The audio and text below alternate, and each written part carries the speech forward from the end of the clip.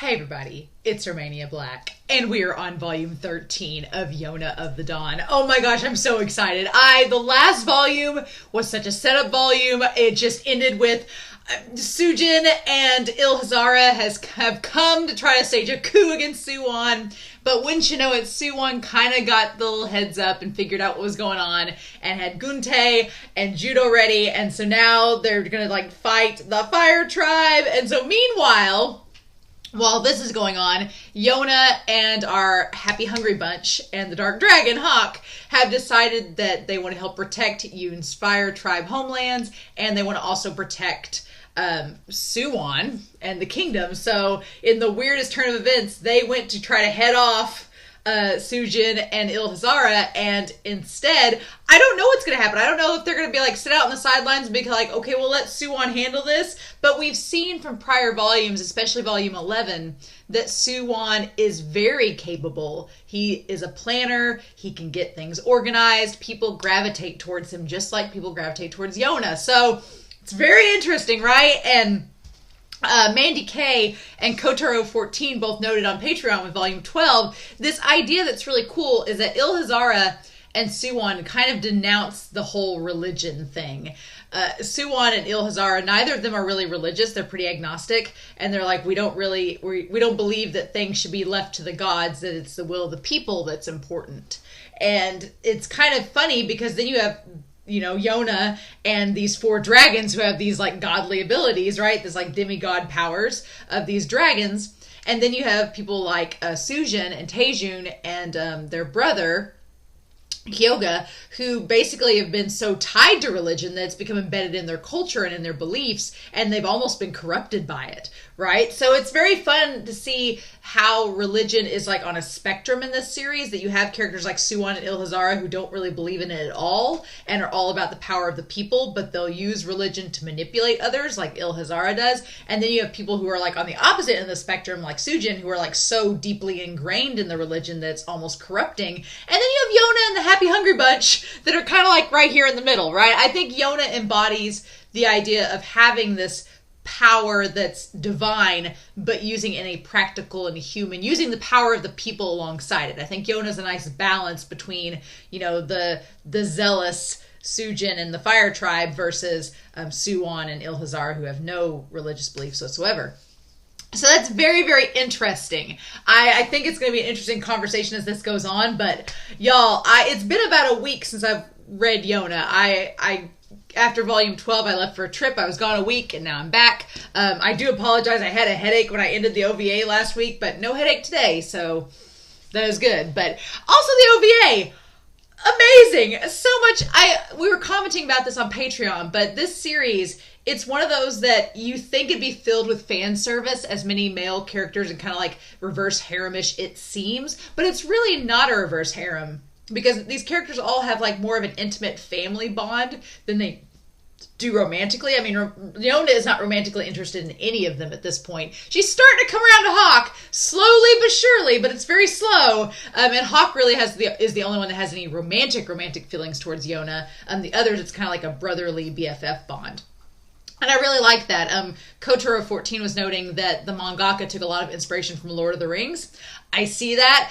I'm going to go ahead and say that I would say that Jae-ha is Legolas. Maybe. Womp womp. Ba-dum-tsh. So, yeah. But I'm really excited to get into volume 13 and see what's going to go on.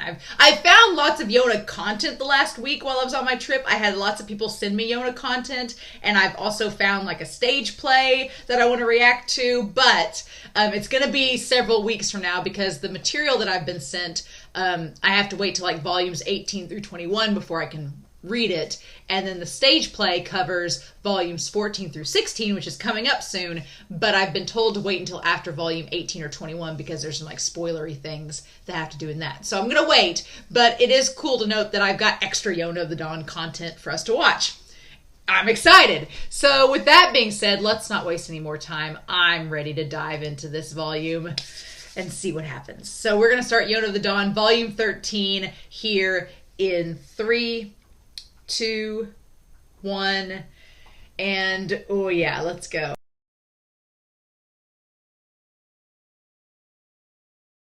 oh my god. Oh! This volume, this series, it gets better and better. This series just gets better and better. It's amazing. Oh my god. So Sujin's dead. It's funny we talked about the Lord of the Rings vibe and all of this, but I definitely got Lord of the Rings vibes. Like, I get very Denethor vibes from Sujin. Sujin reminds me a lot of Denethor. And honestly, Boromir and his brother Faramir remind me a lot of Kyoga and Taejun. Taejun strikes me a lot like Faramir, and Boromir is a lot like Kyoga in a way, and Denethor is very much like Sujin. So that's funny that we just talked about it being related to Lord of the Rings. I definitely see that, but oh my god. Here's the thing. The thing of it all is that at this point, we're 13 volumes in, and at this point, I don't consider Soo-won an antagonist anymore. I don't think I do. It's complicated because he did kill King Il, and he's caused Yona a lot of grief and heartbreak. But I think Yona realizes at the end of the day here that Soo-won is trying to do the best thing for the kingdom. He's trying to do right. There's pieces of the puzzle that we, the audience, still don't know. We don't know exactly, why Soo-won killed King Il. Yeah, you could probably argue that there was going to be an attack soon, that he was worried about the state of the kingdom. 6 years ago, when he was 12 years old, he was thinking about the state of the kingdom in the future. So Soo-won he's been since childhood been thinking about all of this. So, oh my god, but interesting. But it's just that intoxication and corruption within Sujin to the point where he was killing his own men because they weren't listening to him to participate in this coup. It's fascinating, especially when you find out that all of the things Soo-won did to trick and create all the illusions. That's the thing too. Soo-won is tied to a lot of illusion in this story. Like there's the illusion of the tigers, and they're really just horses that were that's when you first see the tigers, but then you hear the clopping of the horses. It's like, well, what's what? The tigers were an illusion. The pit traps were illusion. There were no pit traps because he didn't want to hurt any of his citizens. It was all just to trick them and to play mind games with them. Soo-won is very much a master and manipulator in playing mind games, and he's a strategist, and he's smart, right? Soo-won may not be the strongest. That's kind of where Hak comes into play. It's like it honestly is, you have the mind, you have the heart, and you have the brawn. It's brains, the heart, the brains, and the brawn, right? And Yona is the heart. Yona is the heart and soul of it all. Soo-won is the brains, and Hak is the brawn. And it's amazing, right? It's just amazing. So it's crazy that Soo-won was and I love this comparison where Sujin just wanted power. He was so corrupted. He didn't care how many lives it cost. He didn't care if he betrayed his king, if he tricked his own sons. That didn't matter. But to Soo-won, his whole thing is that he wants to lose as few citizens as possible, knowing that the Fire Tribe people are his own people. So at this point, with everything that Soo-won does in this volume, I can't really consider him an antagonist anymore. I just want to know why he killed King Il, and it's heartbreaking because Soo-won has to live with the fact that his actions have separated him from Hak and Yona, who he desperately cares about. And he can't help that. It's the sacrifice of him becoming king and saving his kingdom was casting aside the two people closest to him. And oh my god. So it's kind of, again, we'll talk about Attack on Titan. I hate that I have to do this in every single series now, but Attack on Titan is one of my favorite shows, and I know a lot of you have been watching it along with me. But here's the thing. It's again, I'm going to put a little spoiler tag up here, so if you've not watched Attack on Titan, just wait until this is gone, and then we'll go back to our regularly scheduled discussion. But it's funny that it almost seems like Soo-won is the opposite of Eren in this. He is. Soo-won is the opposite of Eren. Soo-won has chosen to save the people of his world, to save the people of the world over his friends. He had to cast aside his two best friends in order to save the lives of everyone else in the kingdom.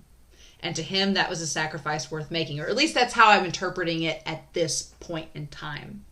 Which is crazy, right? Because that's kind of the opposite of Eren in Attack on Titan.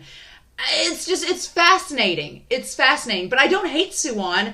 My only reservation is I don't ship Soo-won and Yona. That's my only reservation, is I just can't, because I ship Yona with Hak. So I'm like, Soo-won. I kind of ship Soo-won with Hak, though. So if Hak ended up with Yona or Soo-won, I'd be okay. I just don't want Soo-won and Yona together, if that makes sense. But it's clear that all three, or we could just have a polygamous relationship and all three of them could love each other. Can we do that? I'm fine with that. I just want Yona to end up with Hak. If she ended up with Hak and Soo-won, sure. But I love that. I love that his priority is to save as many people as possible. And the way that they draw Soo-won through this, and Gulfin is his falcon, and it's a falcon that him and Hak raised together. Just him and Hak, Soo-won and Hak. What the heck, man? Oh my God. And then, yeah, Sujin is just so consumed. He couldn't see Guntae coming from a mile away. And yeah, all that foreshadowing, which was not that long ago in the series. It was like volume 9 and 10 where it was the foreshadowing. But it all came back in this. That Soo-won had them all come and help. But then the Happy Hungry Bunch show up. Then they all show up. The bandits show up with Hak and Yona. And Soo-won trying just to stay away from them because he doesn't want them to be, hurt. It's interesting in this. Jae-ha is like, yeah, I got my knives, let's battle. But Kija seems like, it's funny, Kija seems the least wanting to battle, but he's always on the front lines. Kija is always like, every time we see the mangaka's expression, he's very solemn and very grim. And Kija just looks like he doesn't want to be there, but he's always the one on the front lines who gets injured the most. And Jae-ha is like, I'm a pirate. Battling doesn't bother me. And Sheena is just like chopping people down left and right. And Zeno's just like, I'm here to support everybody. Zeno is the t-shirt that says, I hope both sides had fun. Like, that's Zeno, right? But it's great because Sujin beheading that soldier, oh my God. And that was, at that point, it's like, yeah, at that point it was over, right? So I wanted to go back. I missed the mangaka's notes from the first page. I want to go back and go through our mangaka notes and see what we got here. So, hello, this is Mizuho Kusanagi. We've reached volume 13, chapter 71 of Yona of the Dawn. The story's been going on for quite a while, hasn't it? My last series, NG Life, was only 9 volumes long, and it felt like Yona quickly overtook it. This volume opens with a battle. Yona herself doesn't make an appearance, but bear with me. While I was planning this part, I thought of things like charging armies and soldiers and horses trying to escape. But then, while actually writing it, I thought, who's going to draw all that? So I knew I wouldn't have enough time, so I sketched the soldiers and horses and got my assistants to ink them. Thank you very much. Okay. It's crazy that how this is all working out, and Soo-won now knows that Yona and them are acting behind the scenes. It's great that Soo-won is onto it now. Like he knows what's up. All right, so let's get back to page 43, which was the next note by the mangaka. And so in that, we have our group showing up. It's chapter 72. I like that each of the chapters have that little author note.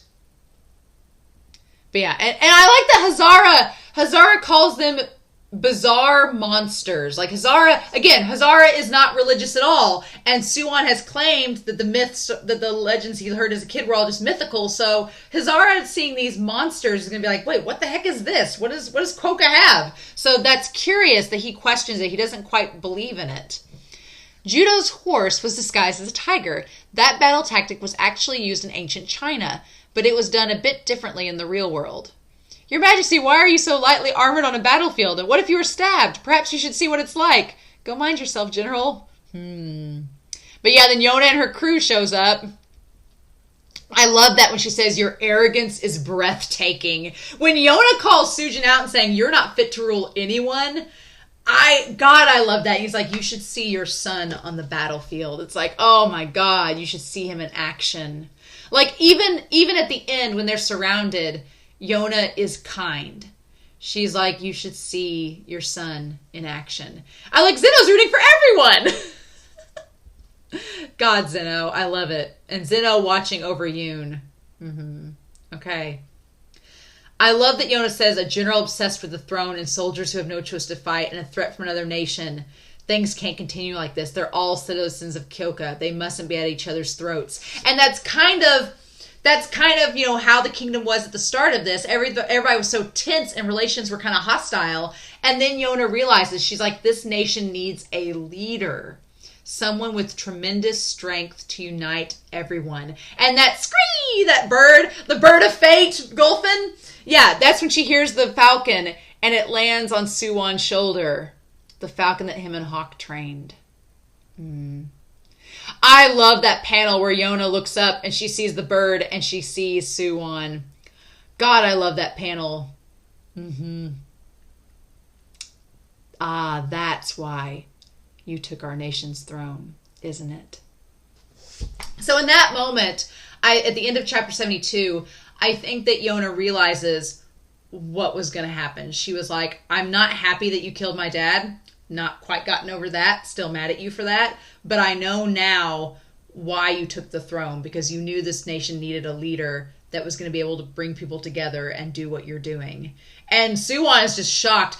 There's a part of me that thinks Soo-won believes that she'll never forgive him for everything. I think Yona will forgive him at some point, or even if she doesn't forgive him, I think she'll tell him that she understands at some point. We're just not there yet.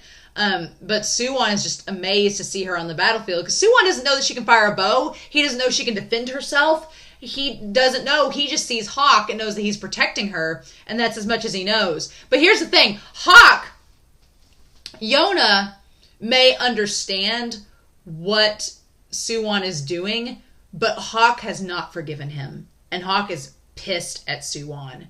And Hak, the face he makes seeing him, he thinks that Yona is still in pain because of him. And him seeing Soo-won with Gulfin, and them seeing both of them, oh my gosh. And Judo knows who they are. Judo recognizes them. And then Yoon's like, we got to get out of here. But, oh, it's so tense. From now on, my self-portrait and my sister's will be a meerkat. When I draw Judo riding a horse that was disguised as a tiger, things got really amusing. Me, my sister, assistant manager. It looks like one of those 1,000-yen amusement park rides. So the mangaka is making fun of Judo on the tiger, the horse dressed up as a tiger, saying it looks like a merry-go-round. It looks like one of those 100-yen amusement park rides. It's so funny I'm crying. Me too. Stop laughing so hard. It was too entertaining. I couldn't resist. But yeah, I love that Soo-won's just staring at her like Soo-won knows that he's chosen to betray Yona and Hak. And he feels obviously for it. But Yona, I love this moment of Yona. Yona's just like, I don't have time to deal with this. She's like, I don't have time to deal with you, Soo-won. We've got bigger fish to fry. She's like, we're retreating. Hak and Kija make us an exit. And I like that when she looks back at Hak, we don't see his eyes. And he's like, I'm on it. Because Hak feels probably Yona feels betrayed by Soo-won. But I feel like Hak almost feels more betrayed, because Hak's like, you were supposed to protect Yona and keep her safe, and you were supposed to end up with her, and you betrayed her trust, and now that probably will never happen. So he's like, Hak is so mad at Soo-won, and Soo-won is just staring at them. I don't know. I'm like, Soo-won obviously wants Yona and Hak safe, because he's not, ordered anybody to go after them or anything, but at this point, it's the most heartbreaking thing, but I can't consider Soo-won an antagonist, because he's trying to help the kingdom. He's trying to make it better. And he's trying to use what Yona and Hak are leaving breadcrumbs for Soo-won to find, and since he's the king, he can act upon it. So, again, the whole thing about the monarch and the sword and the shield, maybe it is Soo-won that's the monarch. Maybe Soo-won is the king, and Hak and Yona are the sword and the shield. Or maybe it's something different. I don't know. I don't know. But, man. And Zeno. But yeah, I love that there's a lot of parallels in this chapter of how Yona and Soo-won look.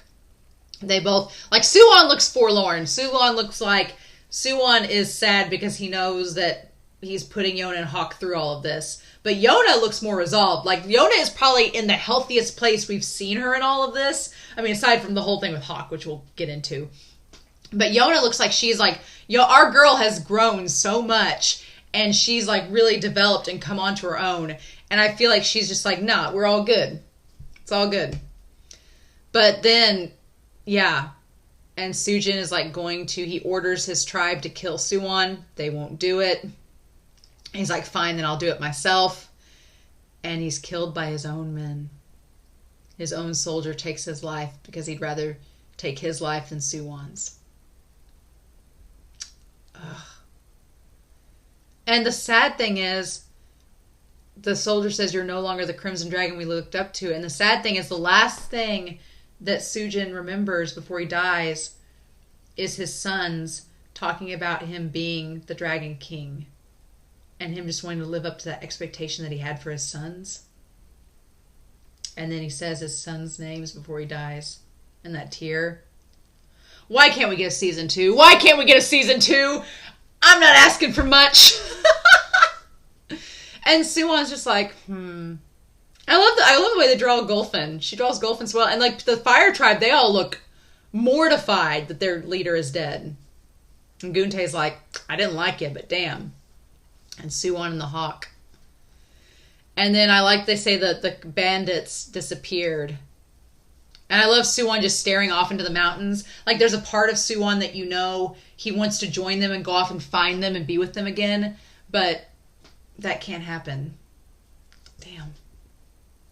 And then I'm not surprised that he spared Kyoga. And I think that's part of the reason why Sujin didn't involve Kyoga in any of this, because if something did happen, at the end of the day, he was corrupted by his power or his lust for power. But at the end of the day, he wanted to keep his sons safe, so he left them out of everything. And so Kyoga just doesn't know. And their mom's still alive, so they want to keep their mother safe and his brother. And I love that Kyoga's like, please spare my mother and my younger brother. It's like, oh. And Soo-won is not cruel. He's very much about the whole, I'm not going to kill you, get up, you're going to make things better, not make it worse, right?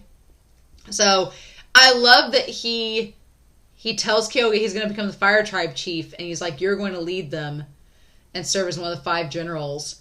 And he's like, we need to go check on your brother.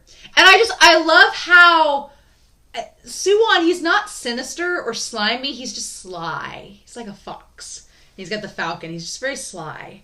And he's like, let's go see what's going on, you know? I love that in this. I love just that soft look that Soo-won always has. And then we get Taejun again. Sweet Taejun. I love him. I love him so much. And he's just like working himself ragged. And I love how they don't recognize him. They're like, see, Taejun's not here. I love that they don't recognize him. And then once Taejun realizes that it's them, he's like, withdraw. And I love the comedy of Hook-chi. Hook-chi's just like, all right, let's go. I love that Hook-chi is just Taejun's long-time companion. I love it. God, but the emotion in this volume.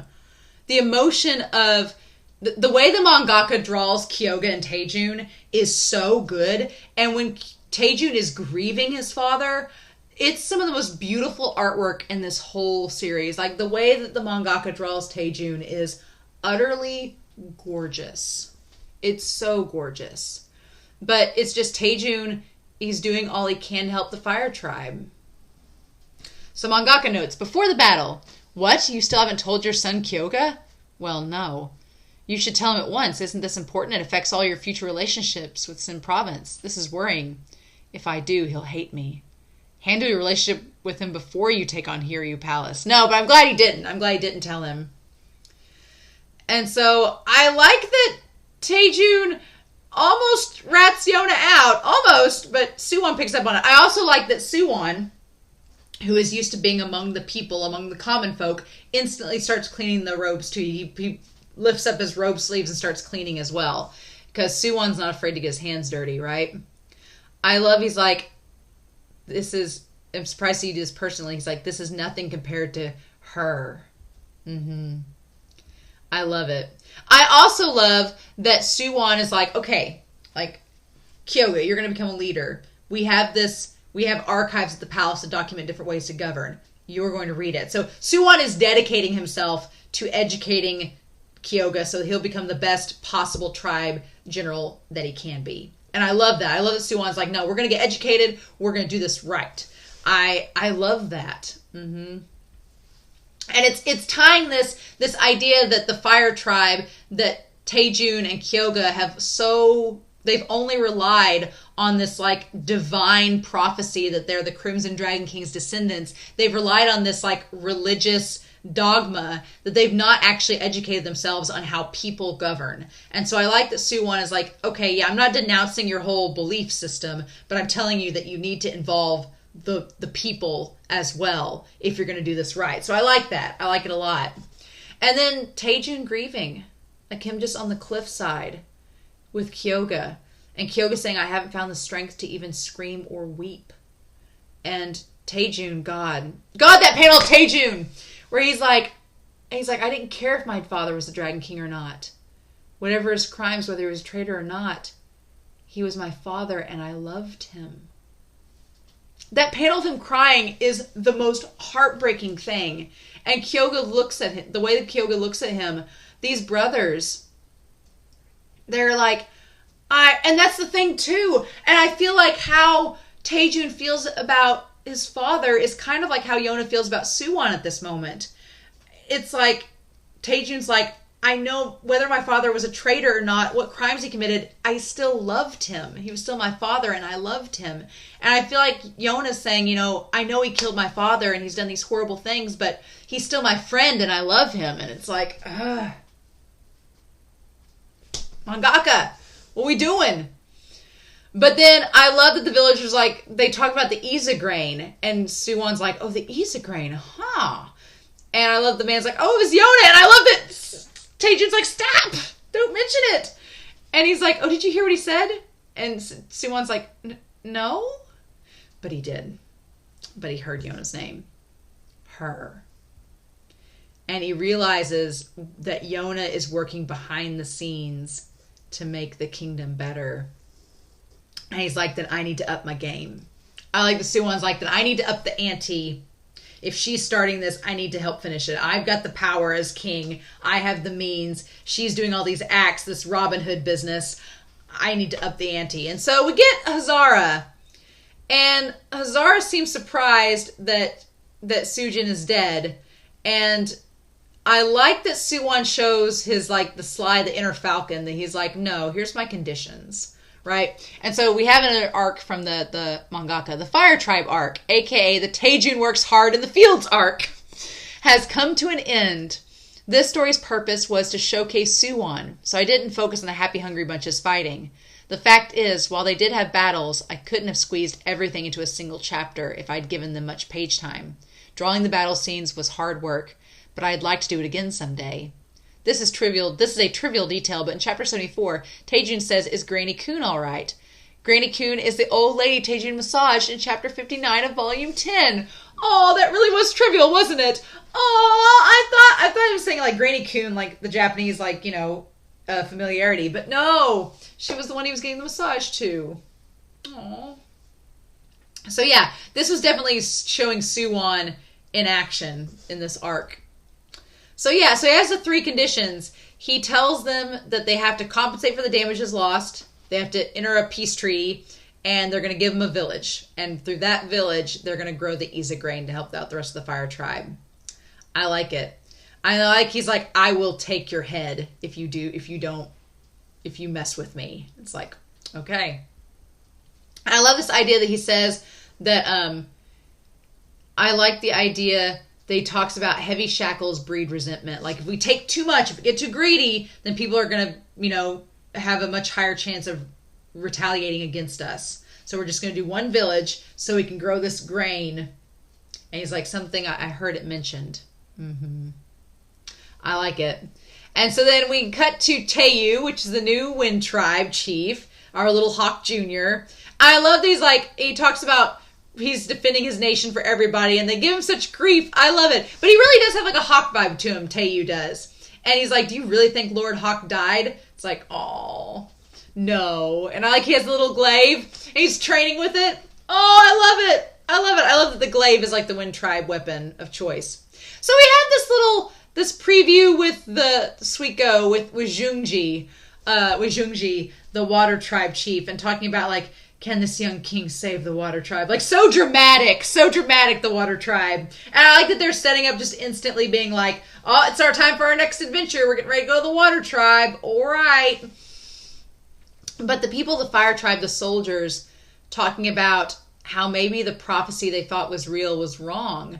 And maybe the Crimson Dragon King wasn't Sujin, but Yona and the Four Warriors. And I like that we see Zeno with the shield. We see Zeno with the shield. We see Kija with the arm, Shino with the sword, and we see Jae-ha with the knives. And then Gulfin. So yeah, Kija got really injured. Like, he is like bloody, and like you see his chest and everything, and he's all bloody. Like, poor guy. He's like had it the worst. I like that, of course, Jae-ha is the one closest to him. Jae-ha is our matchmaker. Jae-ha, I feel like Jae-ha wants Hak and Yona to get together. He's like, I want to play matchmaker so bad and get you two together so you'll shut up and quit making my life hell. Right? But I also like Jae-ha always keeps close to Kija. My shipper heart appreciates that. But Zeno also gets thanked by Yoon, because Yoon is like, well, you helped save me with your shield. You didn't do nothing. And Zeno's like, oh, you think Zeno is reliable? You're making him blush. I'm like, oh, I love that. It's really cute. But then, yeah, Hawk. You can tell Hawk is kind of, I love this. It's so intimate. The scenes with Yona and Hawk alone are so intimate. It's like, And I love that she's like helping his bandages, and she's like, I saw Gulfin, the falcon that you and Soo-won raised together. And even though Hawk says, oh, I'd forgotten, it's like, no. And you see Soo-won and Hawk with the falcon there. It's like, no, you didn't forget. And now the tables have turned. Yona went from Hawk, like, with the hand thing on her, she's embracing his hand and says, thank you for staying with me, Hawk. And I love that he just like clenches his fist and he's like, I'll always follow you. It's my job. And so here's the thing. I feel like we're transitioning, right? Because that whole thing of it's my job is brought up. And I want us to get to the point where Hawk's like, I'm following you because I love you. Because he does. And Jae-ha tries to tell Yona that, being like, spoiler alert, Hawk loves you. and Yona just isn't quite there yet. But I'm waiting for the point where Hawk is like, I'll always follow you because I love you. Not because it's my job, but because I love you, right?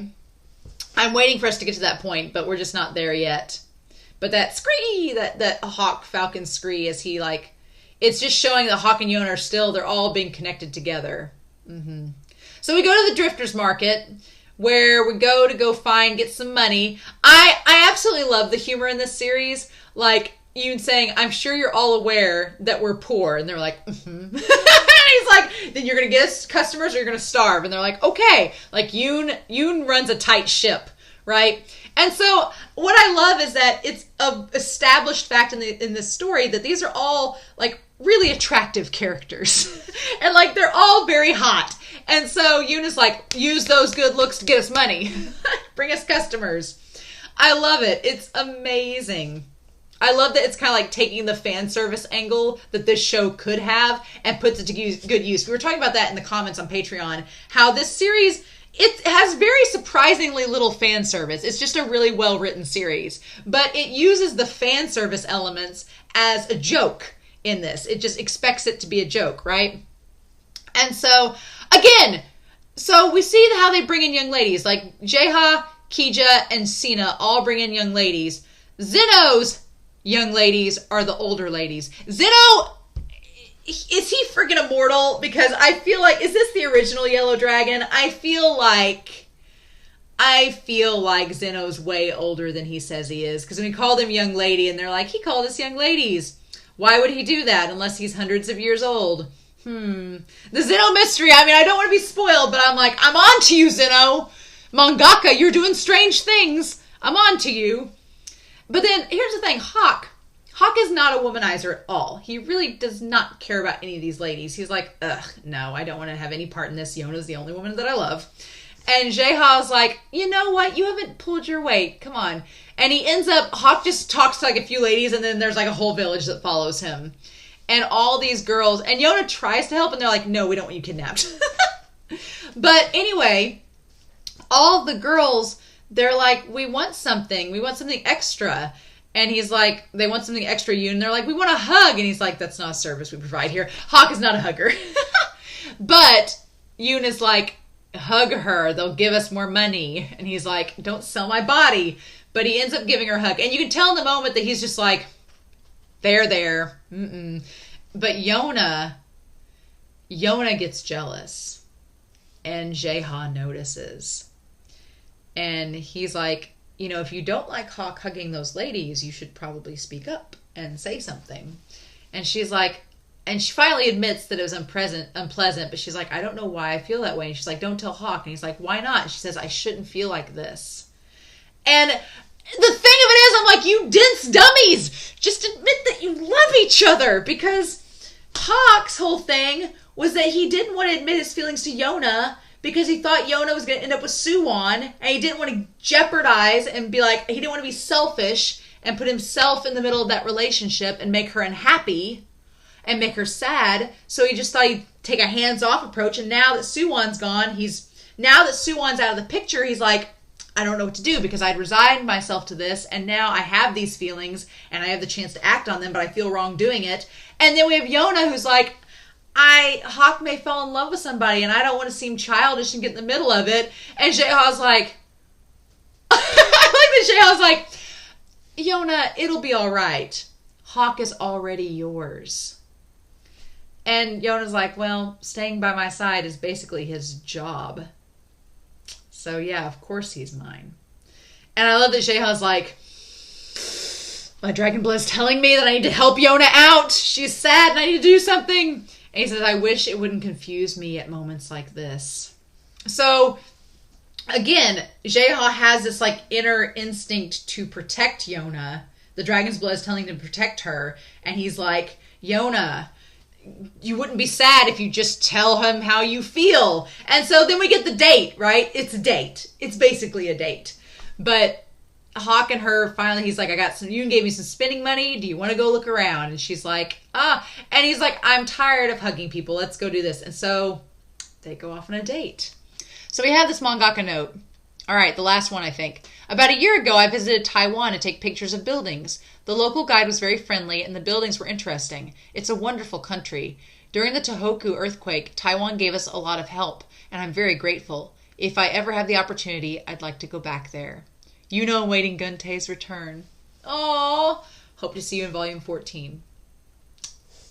So yeah, they go on a date. Basically, they walk around. They look at all the meat. I love that Yona and Hak both like the meat. They're made for one another. It's like OTP, y'all. It just is. Them looking at all the different designs of the robes. And then I love that it's like both things for them. Like she looks at the meat with him and they're both like admiring the sizzling meat. He looks at the clothing with her and they both admire it. Like, come on. And then they go to, and she points out the sword shop, like she's looking for swords. Like they both have so much in common and they need to be together, damn it. And then they say the gambling archery, where you can make a bet. And again, this ties back to Yona's sword fighting and everything and training. And Hak's like, I want to show her off. Hak's like, I want to show the world how amazing you are. And I want to show you off to the world. And so she shows up and all these guys are like making these awful bets and being like, I bet she can't even hit the target. And Hak's like, I'll bet 100 ren on one. And that's all the money he has left. But he bets that she'll make a bullseye. And then Yona gets nervous because she's like, well, what if I miss? Like, that target's far away. Like Yoon will probably get mad if I miss. But then Hak says, Your Highness, knock 'em dead. That smile! And she's like, Hak is watching. I can't embarrass myself in front of him. And she hits the damn bullseye. And oh my God, the way he says, no way. Did you see that, fools? Isn't my girl amazing? Ah! Isn't my girl amazing? And him just smiling. And she's like, it's been a while since I've seen him smile like that. Lately his smiles have almost seemed sad. And I wish he always smiled. Like in that moment, Hak is so, like that's the happiest we've seen him in so long. And she's like, I need to do my best to make sure that happens.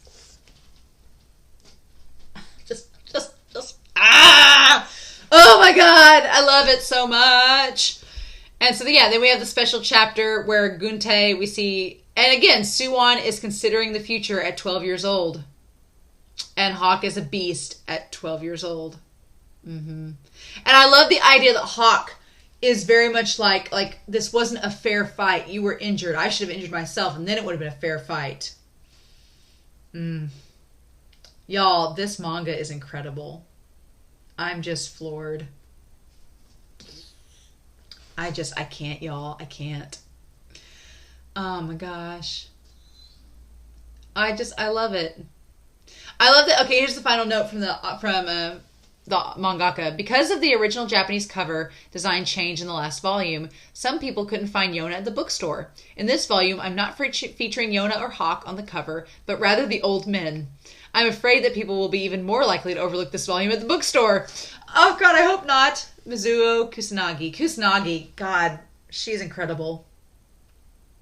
The New Wind Rising. And again, Hak and Suwon, these two. I'm fully convinced that Yona may have been in love with Soo-won, but Soo-won's always been in love with Hak, man. I'm fully convinced that it's just a line. It's just like the weirdest triangle, right? Oh my God. I love this volume so much. This was so freaking good. I love it. I'm sad that Sujin is dead. I'm sad that Taejun and Kyoga had to go through that. But honestly, the action in this volume, Yona getting closer to Hak, admitting that she's liking him. We're just inching closer, y'all. We're just inching closer.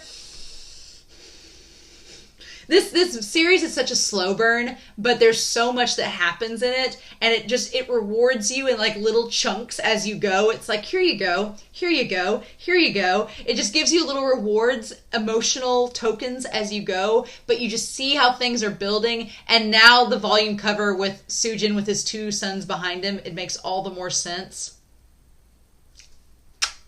This volume was amazing, and I loved it. And now I'm ready for volume 14.